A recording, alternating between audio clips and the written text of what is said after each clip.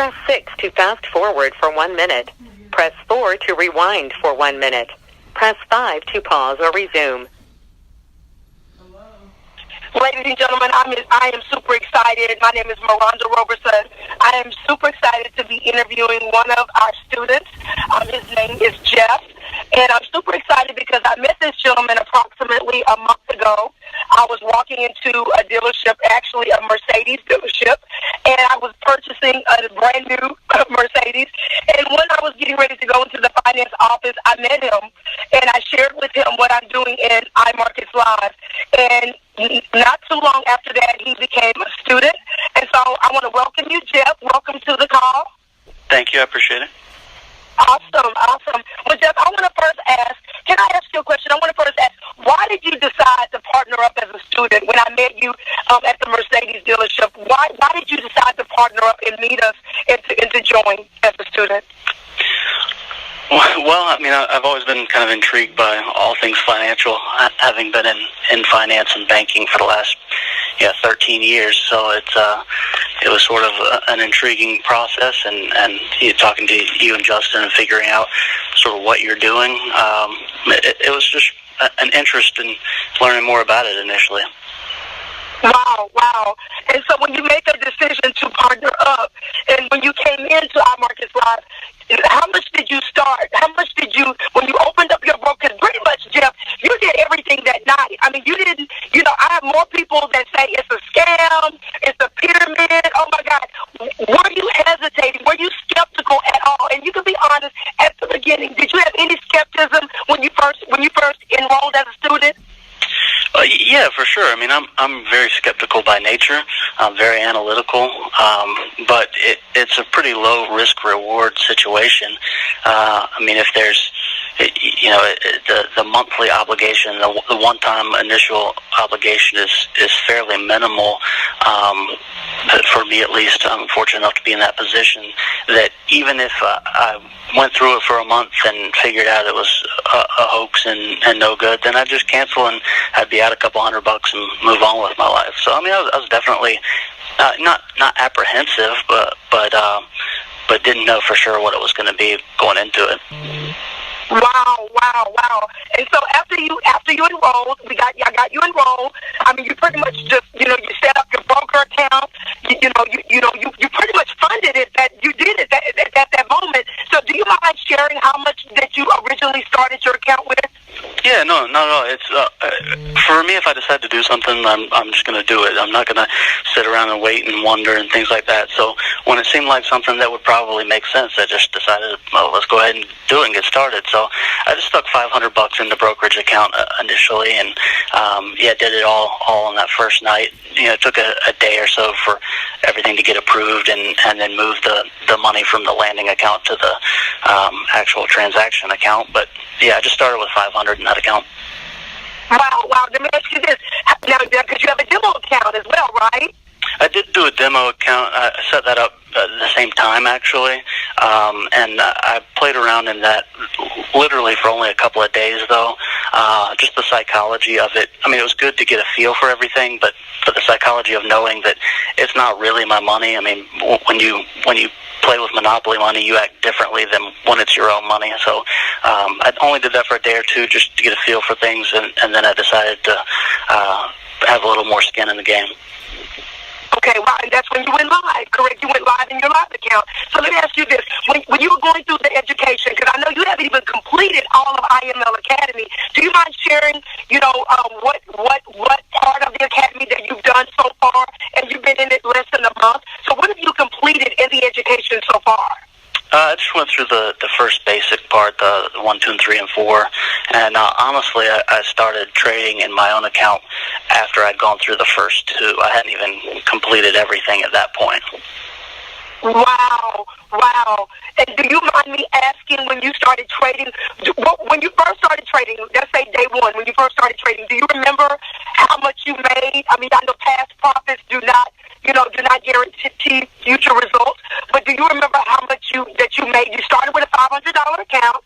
You were in your demo for a couple of days. Your live account was $500. Can you tell us what you made when you first started trading? Yeah, I mean, I've been doing it only only a couple of weeks at this point, so my whole history is pretty easy to look through. But the first few days, I was just doing real small trades.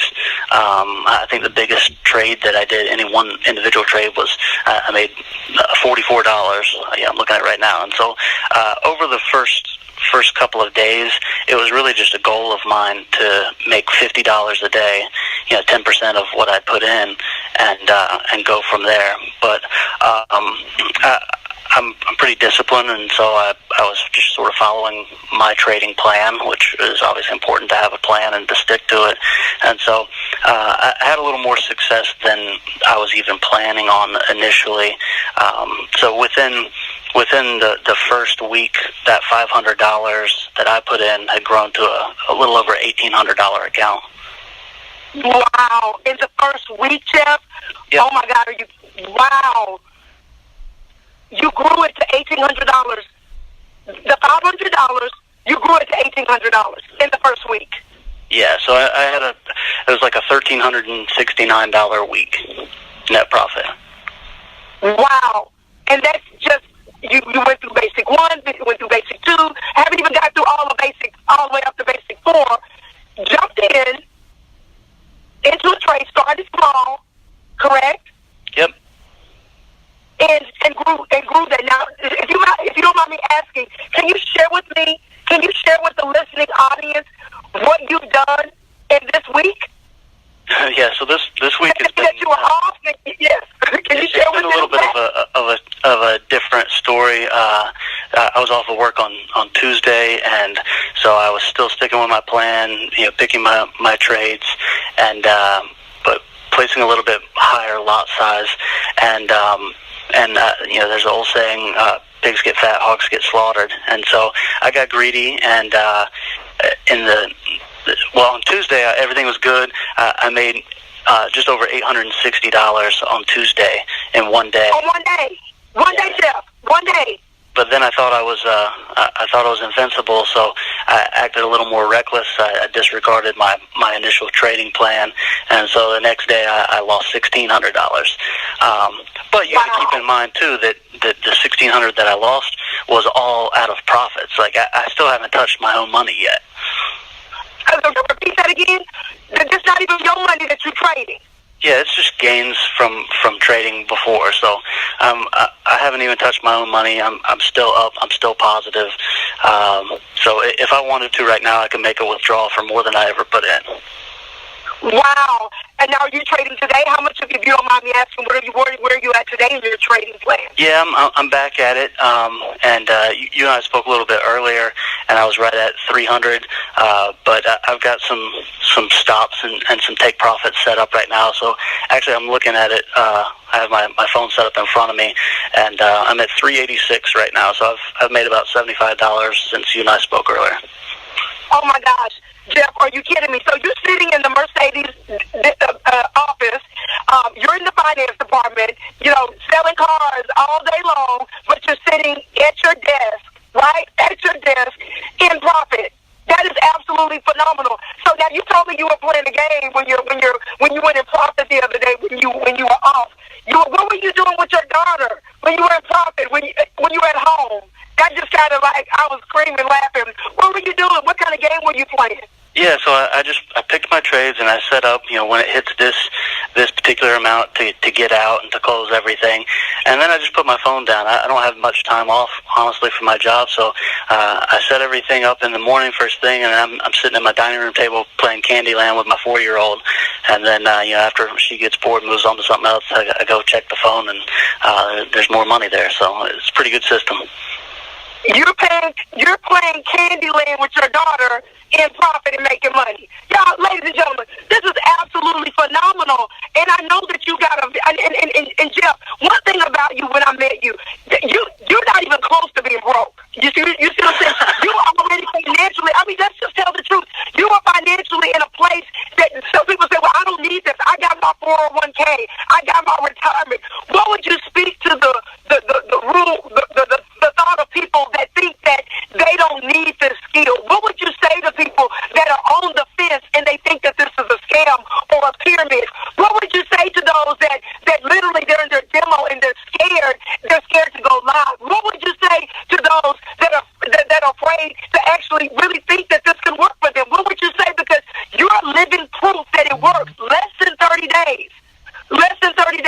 accomplished this. What would you say to those that are listening to you now?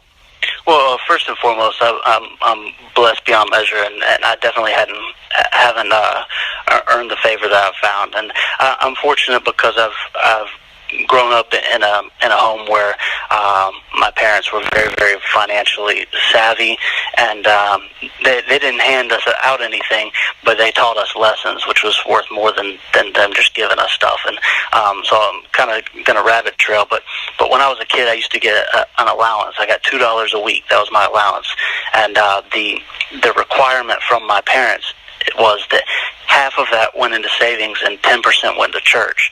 So of that $2, $1 went to savings and 20 cents went to church. So you can do the math and figure out that I was left with 80 cents every week. And you know what you can buy for 80 cents? Nothing. So it forced me to save even more. And so I just kind of always had that mentality, and that was just how we were brought up. So I've been real blessed, and I've had the opportunity to be successful in my line of work, and kind of just save money the whole way through. So again, first and foremost, blessed beyond measure. So, but outside of that, yeah, I mean, it's not necessarily about need, and I say that with humility, but it's about improving my situation, improving my family's financial outlook. I've got 3 kids, so I want to leave an inheritance to my children's children. I mean, that's just biblical. That's something I believe, at least. And it's as far as the standpoint of it being a scam or a pyramid, I would just say look around. I mean, everybody works a job for the most part, and just take a look and analyze what that looks like. Like for me, I have an employee that works for me, and everything that she does, I get paid off of. Everything I do, my boss gets paid off of.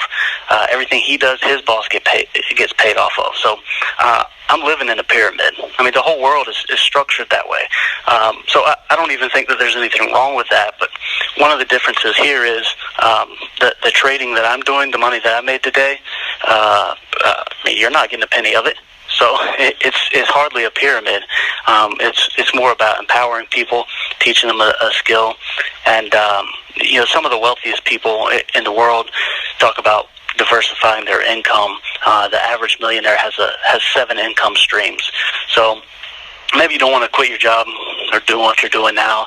I have other investments and other sources of income too. I'm not stopping doing any of those to do this. I'm just adding this little piece of the pie. Like the $300 a day or whatever that I'm averaging, I'm not going to be able to quit my job and do that. That won't replace my income. But it's just extra, and like you said, I'm sitting here at work right now, and I have a little stand on my desk that I sit my phone in and keep it plugged in all day and just watch the numbers going up and down, and I'm just making money while I'm making money. So it works out pretty good for me. Oh, wow, that's absolutely. Now, what would you say to those that just feel like they gave up?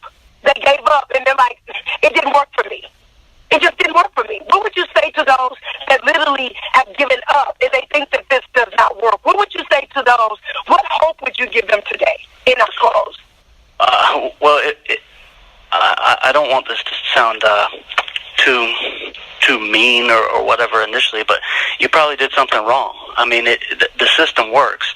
So if you were unsuccessful in it, the variable was probably you, not the process. Like for me, when I got greedy and started acting outside of the trading plan I had established for myself, that's when I got burned. That's when it cost me money. That's when it was expensive. When I was disciplined and just followed the process, it was steady Eddie. I mean, I made money every day without fail until I changed something. So if you're unsuccessful and not able to turn a profit doing this, then I would say reach out to someone who is and get a little bit of feedback, what they're doing versus what you're doing, because it's not foolproof, but it's simple. I mean, you just follow some trends and also be disciplined and know when to get out. So cut your losses and run in certain individual trades. But the process works. So if something's not going right, then you got to kind of do a self-examination and figure out why it's not working for you. Wow, wow, wow. The process worked, ladies and gentlemen. He said that the process worked. And literally, I mean, y'all, you heard it straight from a student that literally made a decision. Not that he needed the money, but he understood. He understood, I guess maybe because you're in finance, Jeff, maybe that's why you understood. Most people that work on a job, they're skeptical and they doubt and they say it don't work, but maybe because you just, you may be smart enough in finance to know, well, this makes sense. Numbers make sense because you deal with numbers all day. Ladies and gentlemen, you're hearing it from one of the top people at Mercedes-Benz in their finance department telling you that the system works. So, with that being said, Jeff, I want to thank you so much for taking the time, sharing with the people, the listening audience, what you've done, your success, even in your loss, even in your L, it was a lesson learned. But, ladies and gentlemen, he said it wasn't even his money. He's made enough money that he's not even trading his own money. So what is your excuse? Will you take today and say, you know what, I'm going to try this again. I'm going to give it another opportunity. I'm gonna look at my children and say I can do this. I'm gonna free myself that I can have financial freedom. This is your day to make a change. I want to thank you so much, Jeff. I appreciate you so much for taking the time, sharing to the listening audience, giving them hope. Ladies and gentlemen, we welcome you back to Our Markets Live. We welcome you as a student. Get with the person that invited you to listen to this and tell them, what do I need to get back enrolled? What do I need to do to get activated? What do I need to do to set up my broker account? You can start as little as $10. Jeff started with $500. Remember, past profits do not guarantee future results. But ladies and gentlemen, he's getting ready to retire very shortly. Trust me. So he can do some things that he's never been able to do. So he can be able to pay off his $500,000 house that he's getting ready to buy. These are the things that he's getting ready to do that will give him more freedom with his wife and with his daughter and with his children.